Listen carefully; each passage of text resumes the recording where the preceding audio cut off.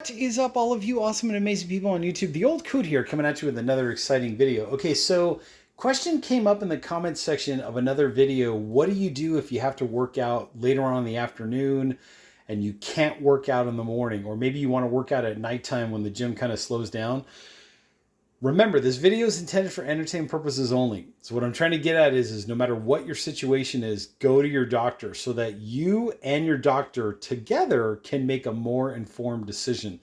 All I'm doing in this video is showing you what my experience is and what works for me. So if it works for you too, talk about it with your doctor. Okay. Here's what I would do. If I have to work out later on in the day or the afternoon or nighttime or whatever, what I would do is I would still do the morning routine that I've done. Check out the videos prior to this one. I wake up, I have a liter of water, I take my vitamin K2, right? I go for a walk, 20, 30 minutes, get out, get active, move around, come back and stretch. Usually I stretch for about 20, 30 minutes, sometimes even up to an hour. Then what I'll do is I'll have breakfast. Right? Breakfast for me is eat like a king. In your situation, eat like a king or queen or however you identify or whatever. But eat like a king. Biggest meal of the day. So what I'm going to have is I'm going to have 6 to 8 ounces of some kind of animal protein. Chicken, fish, poultry, pork, meat, whatever I can afford, whatever's on sale, whatever I'm trying to clear out of my refrigerator because I'm broke right now and I'm an out-of-work cameraman, right? So 6 to 8 ounces of animal protein. Then what I'll do is I have 2 cups of vegetables, right? Serious, solid vegetables. In this case, it's carrots, peas, what is that? Corn and string beans. Sometimes I do the Normandy mix, broccoli, cauliflower, you get the idea. So 2 cups of vegetables, 6 to 8 ounces of animal protein, and 5 eggs. Scrambled over easy, whatever. I cook them up in avocado oil. Sometimes it's olive oil if I can't afford the avocado oil. And then what I'll do is I'll have somewhere in the ballpark of like 2/3 of a cup to a full cup of Greek yogurt. In my case, I noticed it doesn't make a difference if I have the non-fat or the fat, makes no difference. But what does make a difference is I'm trying to cut out the sugar in the first meal of the day. So this particular one has no added sugars, right? It's also got 18 grams of protein. You get the idea. So first meal of the day, yes, I'm going to get an insulin spike, but hopefully it's just a little bump, right? My blood sugar hopefully doesn't spike too much. What I'm trying to do is I'm trying to get the body moving, get the metabolism going. I don't want to get dragged down by carbs in any way, shape, or form that would spike my blood sugar, spike my insulin, and then drag me down the rest of the day. This is what works for me. Everybody's different. Some people do oatmeal in the morning. If it works for you and you've talked to your doctor about it and it does the best thing for your body possible, sky's the limit. Be my guest. But in my situation for fat loss, what works for me is this.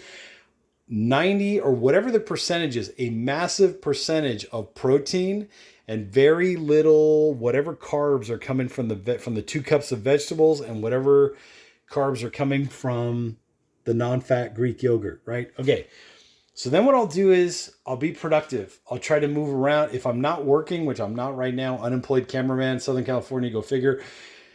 And if you're in that situation too, hit that like button and comment down below. Let me know what your story is. How is the movie biz going in your part of the world or whatever? Okay, so I'll try to be productive, right? And then what I'll do is I'll go ahead and smash social media, emails, do whatever I got to do, whatever. Lunch comes around. Second big meal of the day. This, remember, we're not working out till later. So second meal of the day is going to be, now I'm going to start incorporating some carbs.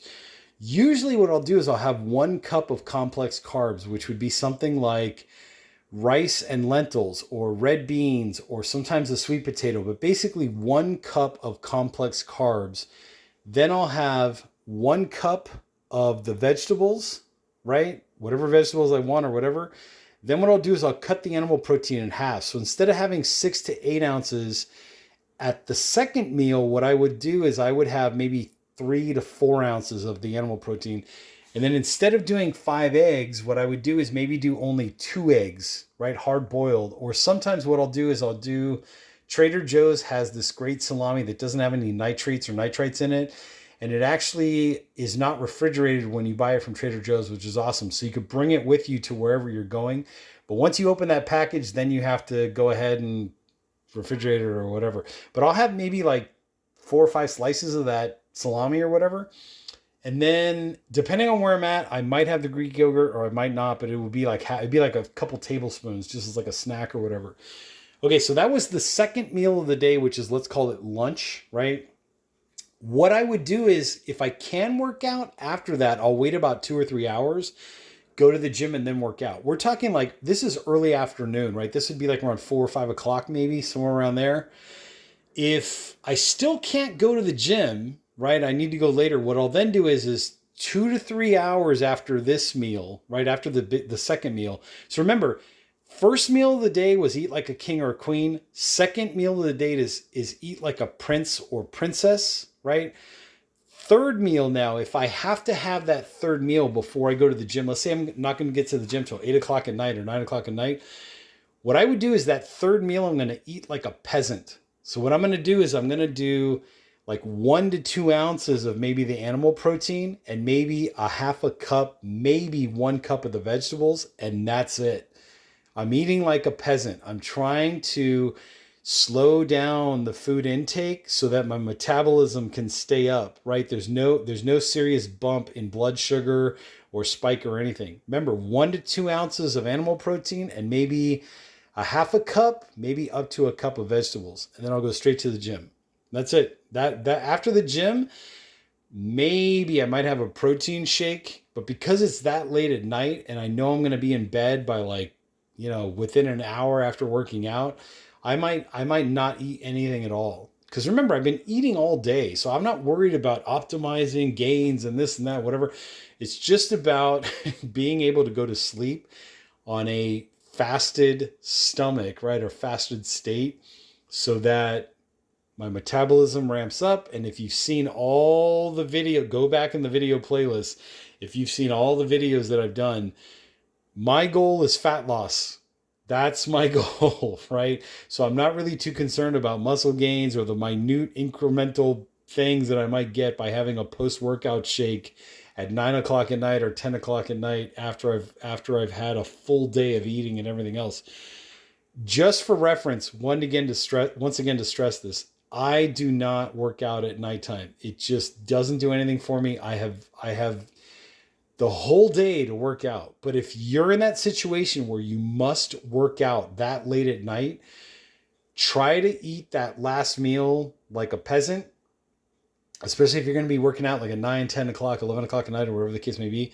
And just I would imagine that if you're going to be working out that late at night, my advice, like I said, I'm no doctor, I'm no professional or anything, but my advice is talk to your doctor about it. That's what I would do.